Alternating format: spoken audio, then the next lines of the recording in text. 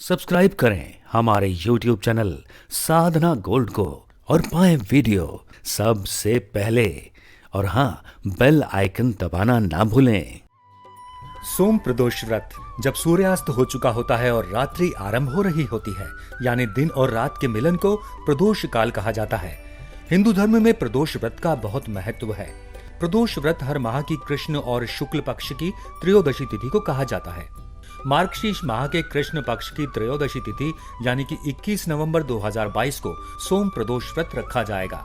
मान्यता है कि इस व्रत को करने से शिवजी प्रसन्न होते हैं और अपने भक्तों का जीवन सुख, शांति और समृद्धि से भर देते हैं। प्रदोष व्रत संकटों से मुक्ति पाने में फलदायी माना गया है। सोम प्रदोष व्रत में कथा का श्रवण अवश्य करना चाहिए। इसके बिना व्रत पूजन अधूरा माना जाता है। शास्त्रों व पुराणों में प्रदोष व्रत को सर्व सुख प्रदान करने वाला माना गया है। जिस तरह से एकादशी का व्रत भगवान विष्णु को समर्पित होता है, उसी प्रकार त्रयोदशी का व्रत भगवान शंकर को, क्योंकि त्रयोदशी का व्रत शाम के समय रखा जाता है, इसीलिए इसे प्रदोष व्रत कहा जाता है। सोमवार को यदि त्रयोदशी तिथि होती है तो उसे सोम प्रदोष व्रत कहा जाता है, और यदि मंगलवार को हो तो उसे भौम प्रदोष व्रत कहा जाता है। चूंकि यह व्रत भगवान शिव को समर्पित है, इसीलिए इस दिन उन्हीं की पूजा और अर्चना की जाती है। शिव जी की कृपा प्राप्त करने और संतान प्राप्ति की कामना से इस व्रत को किया जाता है। पौराणिक मान्यताओं के अनुसार प्रदोष व्रत की तिथि पर भगवान शिव कैलाश पर्वत पर अपने रजत भवन में नृत्य करते हैं और सभी देवी देवता उनकी स्तुति करते हैं।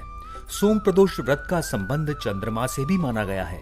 इस दिन व्रत रखने से चंद्रमा के अशुभ प्रभाव से मुक्ति मिलती है और कुंडली में चंद्रमा की स्थिति मजबूत होती है।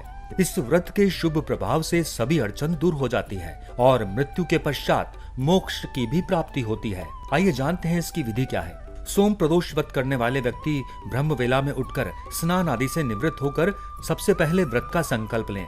उसके बाद पास के मंदिर में जाकर शिवलिंग पर बेलपत्र, अक्षत, दीप, धूप, गंगा जल, फूल, मिठाई आदि से विधि विधान पूर्वक पूजन करें।